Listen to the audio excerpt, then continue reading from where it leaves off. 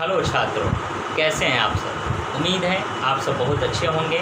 मैं हूं चंदन शर्मा और आप देख रहे हैं दिव्य सक्सेस पॉइंट का यूट्यूब वीडियो चैनल। हम आपके लिए हमेशा लाते हैं ज्ञानवर्धक और मनोरंजक वीडियोज। और आइए आज का क्लास हम लोग शुरू करते हैं। सबसे पहले आज हम लोग पॉलिटिकल साइंस के बारे में पढ़ेंगे। पॉलिटिकल साइंस मैं आप लोगों को पढ़ाता हूँ, जैसा कि आप लोगों को ज्ञात होगा।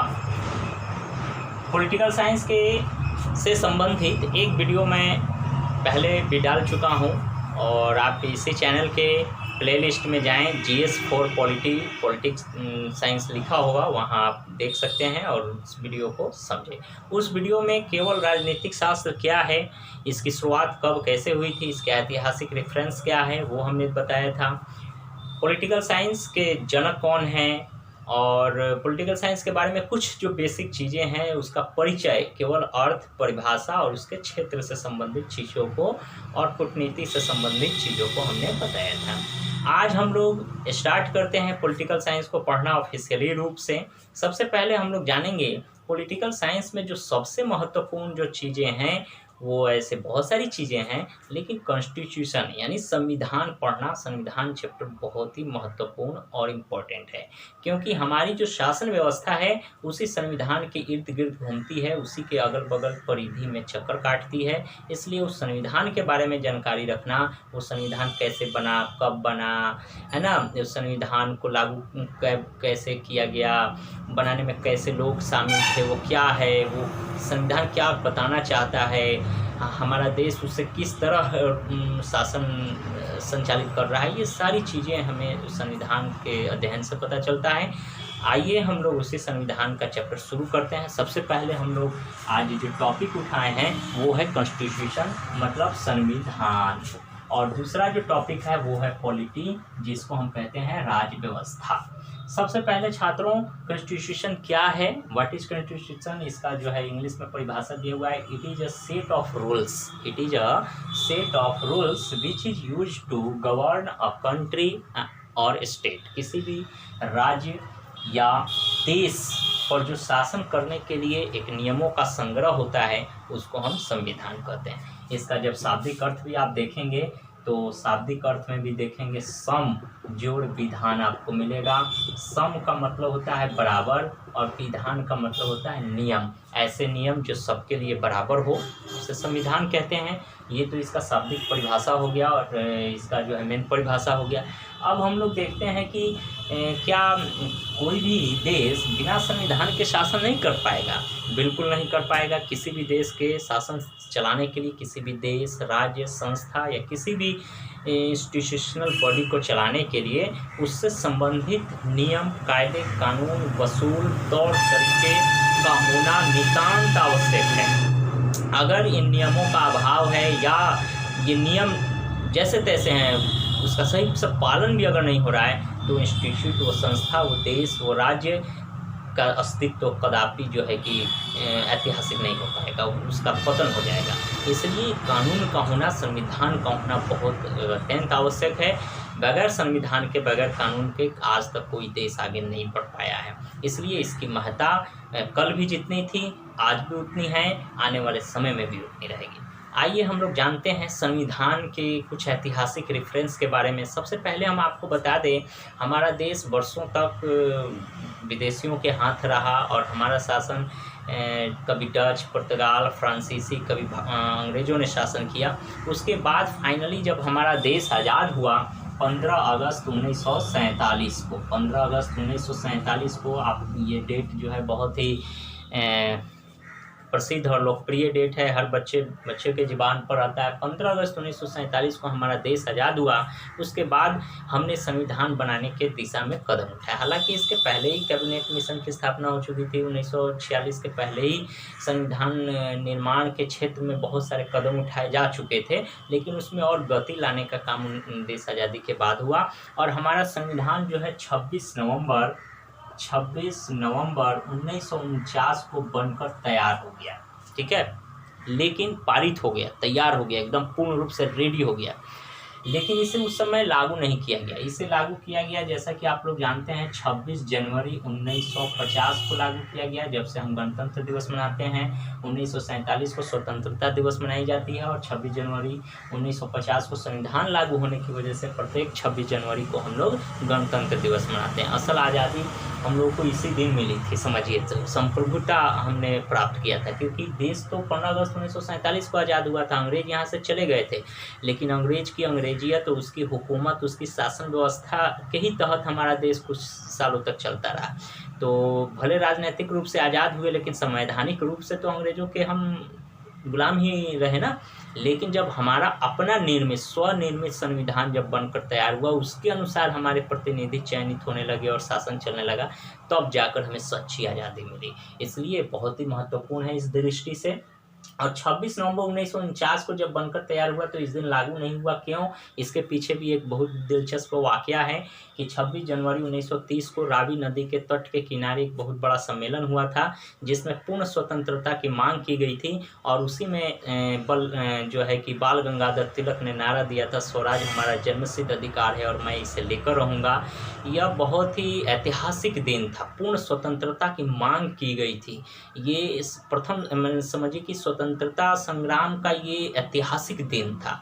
इसी दिन को, ऐतिहासिक महत्व को ध्यान में रखते हुए इसी दिन संविधान को लागू किया गया। ठीक है, तो इस तरह संविधान लागू हुआ।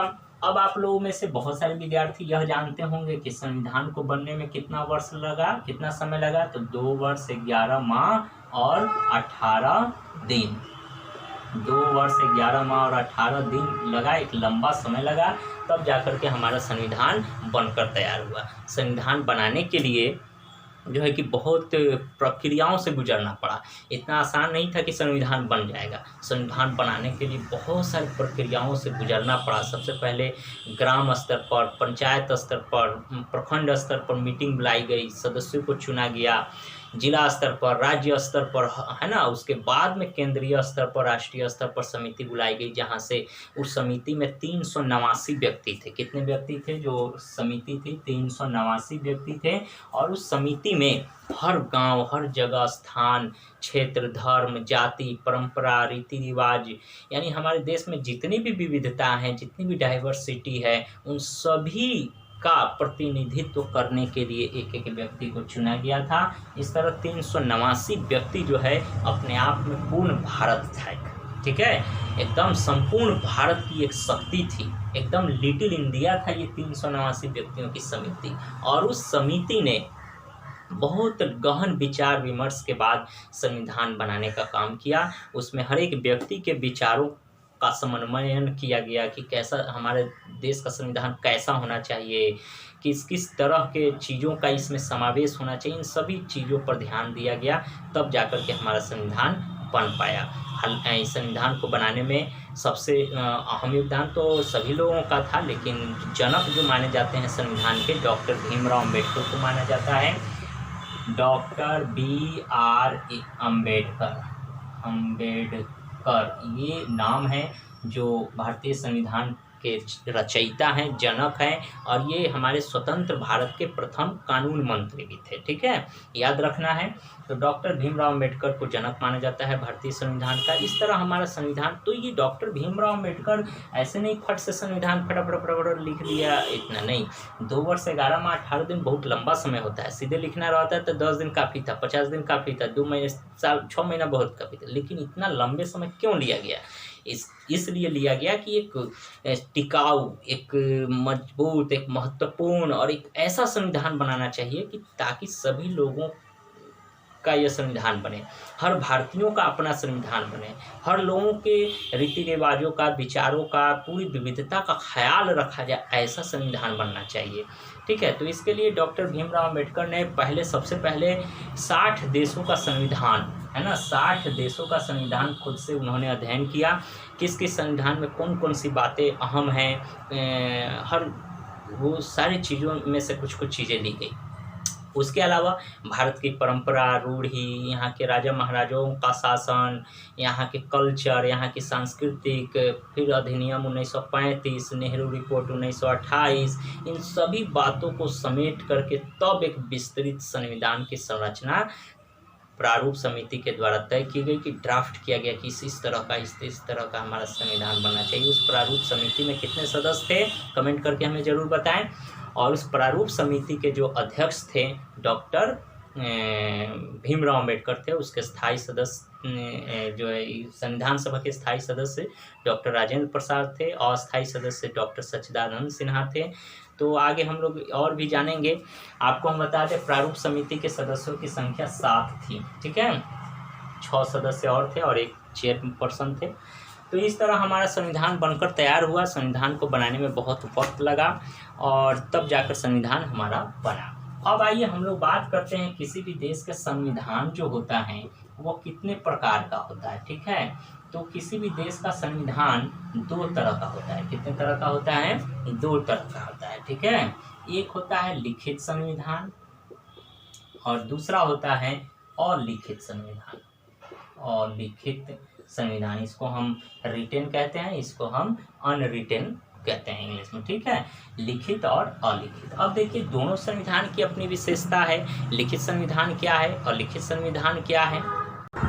हाँ तो छात्रों, हम बात कर रहे थे संविधान के प्रकार के बारे में, टाइप्स ऑफ कॉन्स्टिट्यूशन। संविधान के प्रकार 2 तरह के होते हैं। एक लिखित संविधान होता है जिसको हम रिटेन कहते हैं ना, रिटेन, और एक होता है अनरिटेन। अनरिटेन माने अलिखित, ठीक है। तो 2 प्रकार के संविधान होते हैं, दोनों की अपनी अपनी अलग अलग विशेषताएं होती है। सबसे पहले लिखित संविधान की हम चर्चा करते हैं। ऐसा संविधान जो लिखा हुआ हो, लिखित फॉर्म में हो, उसे हम लिखित कहते हैं। और ऐसा भी संविधान होता है जो लिखा हुआ नहीं हो, है ना, वो अलिखित संविधान। दोनों के बारे में हम चर्चा करेंगे। सबसे पहले लिखित संविधान जिस देश का भी होता है उस देश की सबसे बड़ी विशेषता होती है कि वहाँ संविधान सर्वोच्च होता है। संविधान, ध्यान रखें, संविधान सबसे ऊंचा होता है। संविधान से ऊंचा कुछ भी नहीं होता है। यहाँ तक कि राष्ट्रपति, प्रधानमंत्री भी जो होते हैं संविधान के दायरे में रहते हैं। संविधान से ऊंचा कुछ भी नहीं होता है, संविधान सबसे ऊंचा होता है। दूसरा चीज़ आपको ध्यान रखना है कि विश्व का अगर पूछे एग्जाम में प्रथम लिखित संविधान किसका है तो यूएसए, अमेरिका का। अगर पूछे विश्व का प्राचीन लिखित संविधान क्या है तो वो भी यूएसए का सबसे पुराना है। 1776 ईस्वी में 18वीं सदी में अमेरिका आज़ाद हुआ था, तब से संविधान है ना। उस समय हर देश में कहीं भी बहुत कम जगहों पर लोकतंत्र थे और ज़्यादातर राजशाही थी या तो डिक्टेटरशिप था। तो उस समय लिखित संविधान को अपनाने वाला सबसे पहला राष्ट्र कौन था? यूएसए।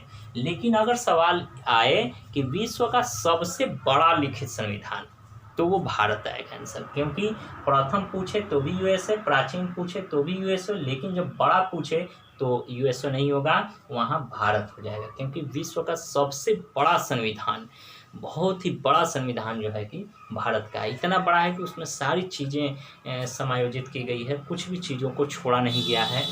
यह जब संविधान बनकर तैयार हुआ तो उस समय इसमें अनुच्छेद कितने थे, मैं लिख देता हूँ यहाँ याद रखने के लिए, कई बार पूछे जाते हैं। 395, अब तो ये लगभग 465 के आसपास हो गया है।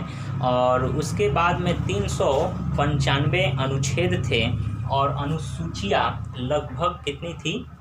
8 अनुसूची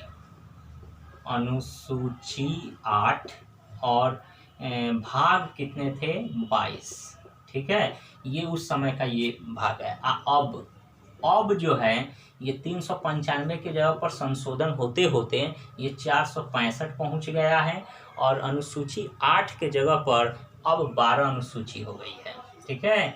और भाग 22 का 22 ही है, भाग 22 का 22 ही है, ठीक है। तो ये वर्तमान डेटा है और ये जिस समय बना था, जिस समय लागू हुआ था उस समय का यह डेटा है। तो बहुत बड़ा संविधान है। अब आइए हम लोग अलिखित संविधान की बात करते हैं। जिस देश का संविधान लिखित फॉर्म में नहीं है, अलिखित रूप में है, तो वहाँ संविधान सर्वोच्च नहीं होकर के संसद सर्वोच्च होती है। संसद मतलब पार्लियामेंट, वहाँ की संसद जो भी डिसीजन लेंगी, अलग समय में अलग प्रकार का भी डिसीजन, काल व्यक्ति विशेष के आधार पर अलग अलग वैरी भी करता है यार, ठीक है। तो संसद सर्वोच्च होती है, वहाँ संविधान सर्वोच्च। बहुत बड़ा अंतर याद रखना है। लिखित संविधान में संविधान सर्वोच्च है और लिखित संविधान में संसद सबसे सर्वोच्च होता है। और सवाल आ सकता है कि किस देश का संविधान अलिखित है, सबसे पुराना है? तो ब्रिटेन एक ऐसा देश है जहाँ का संविधान अलिखित है, यानी लिखे हुए फॉर्म में नहीं है। तो फिर आपको उत्सुकता होगी, जब लिखित फॉर्म में नहीं है तो फिर वहाँ शासन व्यवस्था कैसे चलती है? तो वहाँ की शासन व्यवस्था, वहाँ की प्रथा, परंपरा, रीति रिवाज, वहाँ के जो तौर तरीके जो वर्षों से चले आ रहे हैं, उसी का अनुसरण करके पीढ़ी दर पीढ़ी उन नियमों को एक दूसरे को ट्रांसफ़र करते चलते हैं और उसी के आधार पर ब्रिटेन चलता रहता है। तो वहाँ का वही प्रथा, परंपरा, रीति रिवाज वहाँ के संविधान के तौर पर काम करता है। लिखित फॉर्म में तो नहीं है, लेकिन अलिखित, जैसे परंपरा, हम लोग दिवाली मनाते हैं, होली में बहुत सारी परंपराएं हैं, रीति रिवाज हैं, हमारे यहाँ कल्चर विभिन्न प्रकार की है। तो वो परंपरा ऐसी है कि जो वर्षों से चली आ रही है, फिर हम लोग भी मना रहे हैं, फिर आने वाली पीढ़ी भी बनाएगी। तो इस तरह ये वहाँ भी होता है। तो इसी आधार पर वहाँ का शासन चलता है। तो ये अलिखित संविधान और लिखित संविधान के बीच जो अंतर था वो आपने देखा। अब हम लोग बात करते हैं संविधान के प्रकार का, एक दूसरा प्रकार की भी हम लोग चर्चा करेंगे। संविधान के एक दूसरे दृष्टि से देखेंगे, ठीक है। यानी लेख के आधार पर दो तरह के होते हैं, एक लिखित और एक अलिखित। लेकिन कानून की कठोरता के आधार पर, उसमें संशोधन के आधार पर देखा जाए तो ये संविधान फिर दो प्रकार के होंगे। एक होता है कठोर कानून वाला संविधान और एक होता है लचीला। हम देखेंगे कि हमारा संविधान, भारत का संविधान कठोर है कि लचीला है, क्या है ना। आगे देखते हैं, वीडियो को हम पॉज करते हैं, चाहे तो इसमें आप लोग उतार लें इसको और फिर हम लोग आगे बढ़ते हैं। ओके, हाँ तो छात्रों, आगे हम लोग बात करते हैं टाइप्स ऑफ कॉन्स्टिट्यूशन में संविधान के प्रकार के अंतर्गत। इसमें संविधान के प्रकार दिया गया है, दो प्रकार के हैं, एक रिजिड यानी कठोर संविधान और दूसरा है फ्लेक्सिबल यानी लचीला। लचीला यानी आसान, है ना, लचीला यानी फ्लेक्सिबल संविधान। अब दोनों की अपनी अलग अलग विशेषता है। सबसे पहली जो रिजिड कॉन्स्टिट्यूशन है, कठोर संविधान, इसमें ये है कि कठोर ये इसलिए है कि इसमें संशोधन करना आसान नहीं होता है, यानी संशोधन हो ही नहीं सकता है। जैसा संविधान बन गया वैसा ही मतलब वो रहेगा। वो जो है कि उसमें संशोधन करना बहुत कठिन होता है, कठोर होता है या होता ही नहीं है, मान लेते हैं, है ना। तो वैसे संविधान को हम कठोर कानून वाला संविधान कहते हैं। और क्वेश्चन आया कि कौन सा ऐसा संविधान है जो सबसे कठोर है, दुनिया का सबसे कठोर कानून वाला देश कौन है? तो सऊदी अरब। सऊदी अरब का कानून जो है पूरे विश्व के अपेक्षा सबसे कठोर माना जाता है। वहाँ छोटे से अपराध को लेकर के बड़ी सज़ा दी जाती है और ऐसा कानून है कि उसको कोई तोड़ नहीं सकता है। तो इसलिए वहाँ क्राइम भी नहीं है और भी बहुत सारी चीज़ें हैं। तो अपनी इसकी भी विशेषता है, इसकी खामियां भी है, दोनों वे में दोनों प्रकार की बातें हैं। हम अब बात करते हैं फ्लेक्सिबल यानी लचीले संविधान की। लचीला संविधान का मतलब ये होता है जो जिसमें लचक हो, है ना, जिसमें संशोधन करना आसान हो, जो आसानी से जिसमें संशोधन किया जा सके, उसे हम फ्लेक्सिबल संविधान कहते हैं। अब सवाल उठता है कि क्या भारत का संविधान कठोर है या लचीला है? कुछ छात्र मानेंगे कि भारत का संविधान लचीला है, कुछ लोग कहेंगे कि नहीं भारत का कठोर है। हम आपको बताते हैं कि भारतीय संविधान न पूर्ण रूप से कठोर है और न पूर्ण रूप से लचीला है। भारत का संविधान अंशतः लचीला भी है और अंशतः कठोर भी है। यहाँ मैं लिख देता हूँ, भारत का संविधान, हाँ, तो भारत का संविधान अंशतः लचीला भी है और अंशतः कठोर भी है। अंशतः लचीला इसलिए कि इसमें संसद की स्वीकृति के आधार पर, बहुमत के आधार पर इसमें संशोधन किए जा सकते हैं और बहुत सारे संशोधन हुए भी हैं। अभी तक 125-26 संशोधन हो चुका है भारतीय संविधान में। तो ये संशोधन 1950 से जब से संविधान लागू हुआ तब से अब तक 100 से भी ज़्यादा संशोधन किए जा चुके हैं और आने वाले समय में भी किए जाएंगे। तो ये जो संशोधन हो रहा है ये इसके लचीलापन को दर्शाता है कि इसमें लचीलापन है। और कठोर भी है हमारा संविधान, ऐसा नहीं कि पूर्णतः लचीला है, जब जैसे तोड़ दे, जोड़ दे और लचका दे, ऐसी बात नहीं है। ये कठोर इस मायने में है कि भारतीय संविधान के कुछ ऐसे तत्व हैं, जैसे मौलिक अधिकार है, नीति निर्देशक तत्व हैं, उनमें हम संशोधन कतई नहीं कर सकते हैं। वह इतना जो है कि उसका जो संवैधानिक ढांचा है, जिसकी बनावट है, उसके साथ कोई भी सरकार या कोई भी संसद छेड़छाड़ नहीं कर सकती है। ठीक है, संवैधानिक जो ढांचा है, संस्थागत जो भारत की बनावट है, संविधान का जो बनावट, उसके साथ हम कोई छेड़छाड़ नहीं कर सकते हैं। तो इस मायने में कठोर है। इस प्रकार भारत का संविधान अंशतः कठोर भी है और अंशतः क्या है, लचीला भी है। आगे अब हम लोग बात करते हैं कि हमने लचीला बताया, अभी याद रखना है यहीं से कि भारत के जो संविधान में संशोधन होता है वह किस आर्टिकल के तहत होता है। तो भारत के संविधान का जो है आर्टिकल 368 है, तो याद रखना है भारत के अनुच्छेद 368 के अनुसार भारतीय संविधान में हम संशोधन कर सकते हैं, क्योंकि हमारे जो संविधान निर्माताएं थे उनका मानना था कि इस समय जो संविधान बन रहा है, इस समय जो नियम बनाए जा रहे हैं, आज उपयोगी है, लेकिन आने वाले समय में हो सकता है ये निष्क्रिय हो जाए या इसके महत्व कम हो जाए, तो इसमें अपडेट होना चाहिए समय समय पर। इसलिए इस अनुच्छेद को जोड़ करके भारतीय संविधान को ज़्यादा अपडेट, आधुनिक और लोगों के अनुकूल बनाने की कोशिश की गई। तो आर्टिकल 368 के अनुसार भारतीय संविधान में हम संशोधन कर सकते हैं। तो भारतीय संविधान में संशोधन का भी अपना क्राइटेरिया है, 3 प्रकार से होते हैं। एक साधारण बहुमत से, एक विशेष बहुमत से, है ना, पूर्ण बहुमत से, और एक होता है जो न्यायपालिका हमारे देश में होती है, वो व्याख्या करती हो, तो वो भी संविधान में नया कानून बन जाता है। ठीक है, तो इसके बारे में जब हम संवैधानिक विकास पढ़ेंगे, भारत का संवैधानिक विकास एक चैप्टर ही है जिसमें इस सब के बारे में विस्तृत चर्चा हम लोग करेंगे। अब संविधान से जुड़े हुए कुछ इम्पॉर्टेंट नोट्स हैं जो मैं आपको लिखा देता हूं, आप चाहें तो इसे नोट कर लें। ठीक है, सबसे पहले तो ये है कि 368 के तहत, अनुच्छेद 368 के तहत संविधान में संशोधन किया जा सकता है। संविधान बनाने में 2 वर्ष 11 माह और 18 दिन लगे। संविधान को पारित जो माना जाता है, संविधान पारित कब हुआ, 26 नवंबर 1949 को। संविधान लागू कब हुआ, तो 26 जनवरी 1950 को।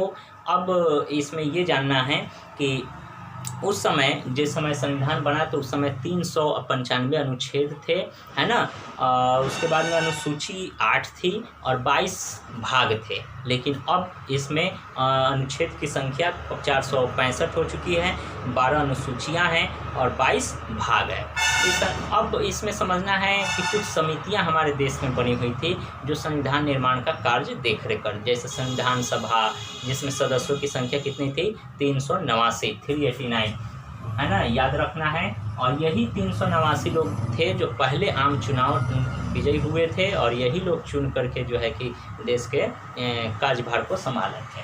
ठीक है, उसके बाद में प्रारूप समिति, जिसमें सदस्यों की संख्या 7 थी, है ना, जो ड्राफ्टिंग कमेटी थी। उसके बाद में प्राक्कलन समिति थी, उसके बाद में कैबिनेट मिशन, और भी बहुत सारी संस्थाएं थी। अब कैबिनेट मिशन की हम बात बताते हैं। हमारा जो संविधान बना था, इस संविधान बनाने के लिए एक सबसे पहले योजना बनी थी, देश आज़ादी होने से पहले। 1946 की बात है, 16 मई 1946 की बात है। 16 मई 1946 को हमारे देश में कैबिनेट मिशन योजना बनाया गया। इस योजना का मकसद था देश को स्वतंत्र घोषित करना और एक अस्थायी सरकार बनाना, कैबिनेट बनाना, जिससे देश चल सके, और जब पूर्ण रूप से संविधान बन जाए तब जो है कि उस संविधान पर यह देश चलने लगे। इसके जो अध्यक्ष थे, किसके, कैबिनेट मिशन के, लॉर्ड वेवेल थे। लॉर्ड वेवेल याद रखना है, लॉर्ड वेवेल कैबिनेट मिशन के लॉर्ड वेवेल थे, और उन्हीं के देखरेख में ये बना हुआ था। अब संविधान सभा का गठन कब हुआ था? संविधान सभा का गठन याद रखना है 6 दिसंबर 1946। 6 दिसंबर 1946 को संविधान सभा का गठन हुआ था। इस संविधान सभा के स्थायी अध्यक्ष कौन थे? डॉक्टर भीमराव अम्बेडकर। अस्थायी अध्यक्ष कौन थे? डॉक्टर सच्चिदानंद सिन्हा। और भारतीय ये जो संविधान सभा है, ये संविधान सभा का जो है जब स्थापित हुआ था वो डेट है, आप लोग लिख लें। 389 जो सदस्य थे, तो इसमें 389 में विविधता है। जैसे 292 जो है अलग अलग राज्यों से आए हुए थे चुन करके। 292 सदस्य ऐसे थे 389 में जो राज्य से चुनकर आए हुए थे। और उसके बाद में 93 ऐसे सदस्य थे जो भारतीय रियासतों से चुनकर आए थे। रियासत का मतलब जो छोटे बड़े प्रांत थे जहाँ राजा शासन करता था उसे रियासत कहा जाता है ना। और जो 4 सदस्य ऐसे थे जो दिल्ली के प्रेसिडेंशियल एरिया से चुनकर आए हुए थे। ठीक है, दिल्ली के मुख्य आयुक्त प्रांत से चुने हुए थे। इस प्रकार 292 + 93 + 4 389 होता है। और ये 389 व्यक्ति मिलकर संविधान सभा का गठन करते हैं और एक टिकाऊ और लोकप्रिय, मजबूत और बहुत बढ़िया संविधान हमारे देश को आत्मर्पित करते हैं। जब संविधान आ गया तो इसकी बहुत सारी विशेषताएं देखने को मिलती है। कुछ लोगों ने इसमें कमियां भी निकालने का काम किया। हर चीज़ की 2 पहलू होता है, एक उसकी खासियत और दूसरा उसका कमी। तो अब अगले क्लास में हम लोग जानेंगे कि जो हमारी भारतीय संविधान है इसकी कौन कौन सी खासियत है, मतलब इसकी विशेषताएं क्या हैं और कौन कौन सी कमियां हैं जो लोगों ने इसे बताया। लोगों ने यहाँ तक कि भानुमति का पिटारा भी कह दिया भारतीय संविधान को, बड़ा था इसलिए, बहुत लेंदी था, ये सब चीज़ें तो क्या है उसके बारे में हम लोग एक अगला वीडियो बनाएंगे। वीडियो इसमें अगर उन बातों को डाला जाए तो वीडियो बहुत लंबा हो जाएगा, इसलिए उम्मीद है आप लोगों को इसके बारे में समझ में आया होगा। अगले क्लास में हम लोग जानेंगे कि संविधान जो है ये इसके स्रोत क्या है, जैसे भारतीय परंपरा, रूढ़ी, रिवाज, रीति रिवाज, तौर तरीका, राजा महाराजा का शासन, 1928 का नेहरू रिपोर्ट, 1935 का अधिनियम और विदेशों से भी जो 60 संविधान पढ़ने का काम किया डॉक्टर भीमराव अम्बेडकर। 60 देशों का संविधान पहले पढ़े तो किस देश से कौन कौन सी बातें उन्हें अच्छी लगी, Ireland, Canada, America, France, Britain, Japan के